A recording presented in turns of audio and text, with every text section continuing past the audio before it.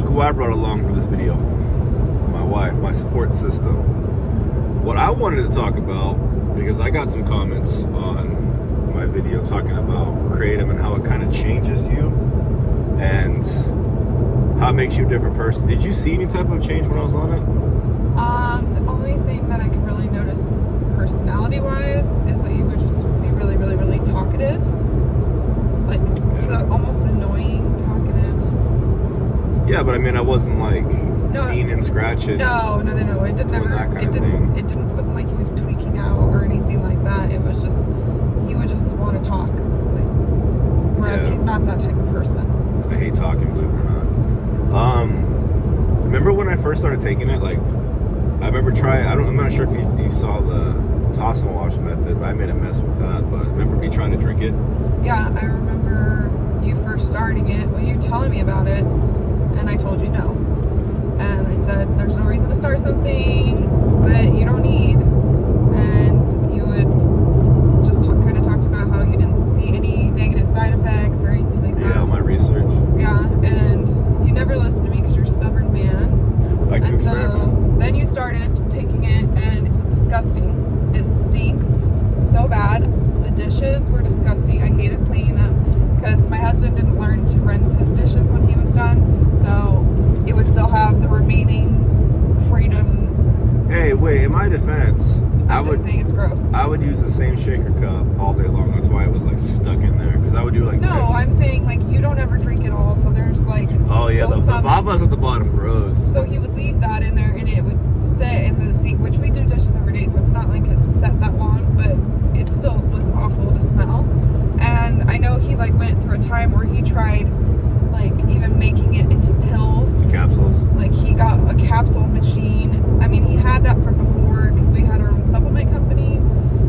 But he used it for his Kratom to try and take it to where it's not as nasty. And the whole house would smell like it. It would like go in the air. Oh, when I was making powder, yeah. And it was disgusting. Do you remember? So that's funny because when I did that, I thought about that the other day. When I did the capsules, I was only taking it twice a day back then. It was a lot of capsules I had to make just for taking it twice a day. Could you imagine when I was taking it like 10 times a day, how many capsules that would have been? Yeah, you would have been doing that every day.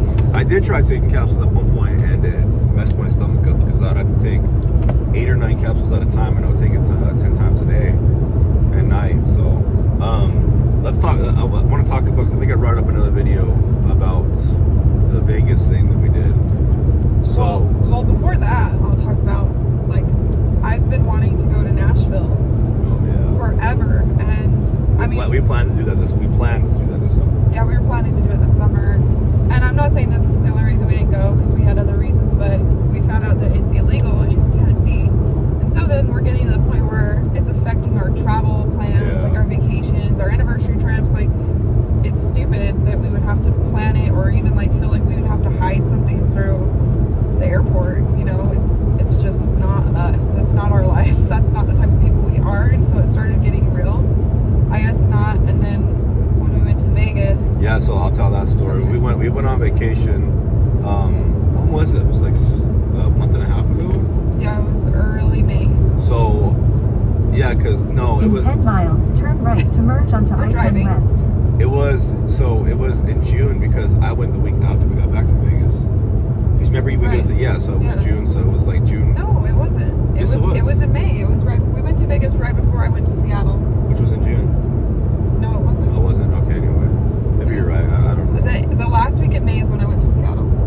Oh, okay, yeah, you're right. Anyway, so it's been a couple weeks, and we went to Vegas. We drove. It was about 8-hour drive, 9-hour drive. 7.5. We live in Arizona, so we drove, and she knows I take a lot of Kratom, but I don't think she realized how often I was taking it. So because he's at work all day, I'm at work all day. I see him on the weekend, but I stay in the room. He goes to the other room and does his thing and comes back.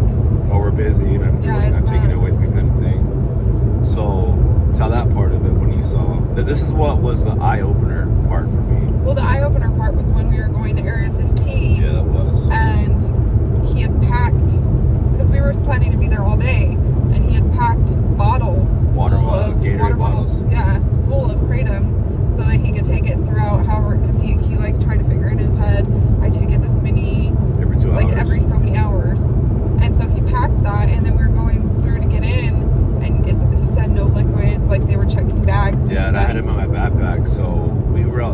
there. And I'm like, I don't know what to do. So I ended up slamming like 2 of them. Yeah, he like 2 or 3 bottles. He like chugged them both. And we still got in with them. Like, I opened my bag and I had 2 bottles in there still, and they said I could take it in, so I did. I didn't have to chug them apparently, but so that was the week before I went into the detox. And I think that's, I mean, obviously I have been for a long time. I had been telling him that I hated him taking it. I wish he didn't have to take it. It's stupid. It's, you know, for a long time. For 6 years. But I think 5 years. that was his eye opener, where he was just like, I'm done. And not to say that that's the first time he wanted to be done with it, because he had brought it up in the past, and you know, it made him, I mean, this honest video, it made him emotional. Like, he didn't like. I'm not an emotional person. Yeah, and he didn't like who he was becoming on it, because he was almost like that rules his life instead of what normally rules his life, which is his family and the gym, you know.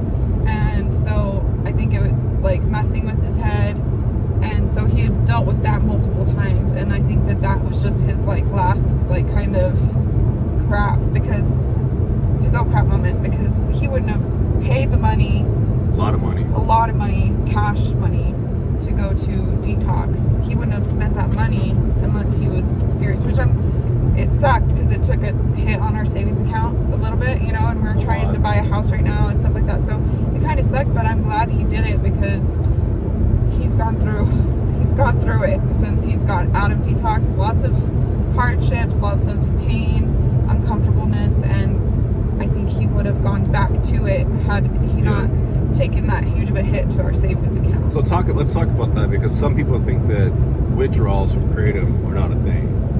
I mean, you saw how bad that was. Well, I mean, who are the people that don't think withdrawals are a thing? Because I mean, I've never taken it, so I don't know what they feel like, but I've seen my husband struggling with it at nighttime, and he can't sleep. He's moving his legs constantly. It wakes me up sometimes, and he's uncomfortable. Depression too. It's making him depressed, which is like puts a damper on the whole family, you know, like it affects more people than just you. Yeah. And I don't know who's saying that doesn't have withdrawals, or if they're currently taking Kratom and haven't had those withdrawals, but I mean, and maybe some people don't, and some people are lucky, but that's not. My husband is not a little biatch. He's not, and he doesn't complain about anything. He's like, could be on his deathbed for sick. My husband doesn't have the man flu. It's not something that we struggle with, or I can even make fun of him for, because I'm the baby when I'm sick. He's not, and I've seen him go through it, so it's legit. I mean, I think Kratom's stupid, but that's just me. I know he has his thoughts on it, but I don't take it no more though. So. No, and the withdrawals are real. From our life. My dishes don't stink anymore. I don't have as many except for the protein that gets stuck or left in the bag, the gym That's bag. Different. You know, I'm just saying, there's still some stinky dishes. One last thing. What was it like when I was calling you and how Ashton, my son, whenever I was at detox? Well, I mean, trying to talk to Ashton, and so our son. I don't remember this, by the way. Well, he wasn't there. I had to tell him. Our son's 11. He's waving back there. Our son's 11, and we're very honest with him, like age appropriate, honest, but still honest with him. And I told him what was going on and how it started, and didn't think it was something that was, you know, a drug or addictive, or, you know, it was just another supplement. My husband takes 1 billion supplements or experiments with a ton of supplements. He like researches that shit all the time. Sorry, I shouldn't be swearing. But I sat Ashton down and told him what was going on, and it freaked my son out. Like, he was not okay with it. And then while he was in detox, he had to call us from their phone, which I didn't have the phone. In and of itself was annoying, because they monitored, so it was like echo. Everything I said, it was really hard to hear him, because everything I said would echo. Yeah. But he sounded, they put him on a bunch of sedatives and stuff like that, like Valium and stuff, to get him to get through the withdrawals. The cutes. And he just sounded awful. Like, it was awful to hear. It was not me, huh? No, he was slurring his words. It sounded like he was like drugged up with something, which he was, but it wasn't my husband, and he doesn't even remember talking to us, like, hardly. So the whole 5 days, I don't remember much. And Ashton, our son, he, you know, it freaked him out talking to him too, but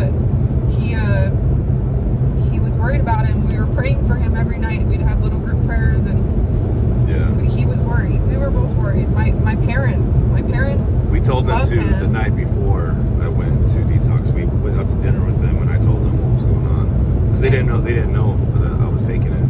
No, it wasn't like we don't broadcast anything like that to my parents because my parents are very religious. Yeah. Very, very religious. But they've always been accepted of me, and they accepted that too. That it was a they loved Kenny or Ken. Sorry. It was a mistake. So they understood, and I even called my father-in-law, mother-in-law while I was in there too. I think. My dad was his emergency contact because when he went was the week that I went to Seattle for work, and so it was like we thought the best option was have my dad as his emergency contact because if they called me, I couldn't come. Yeah. Like that, I would need to get a flight and all that. It would have been much more hassle. So my dad was the one. In 1 mile, turn right to merge onto I-10 West. We'll go ahead and end this video. Hey, show your eyes real quick. Show the people how beautiful your eyes are. You guys can even see it. And my son's eyes back there too. That's my wife and my son.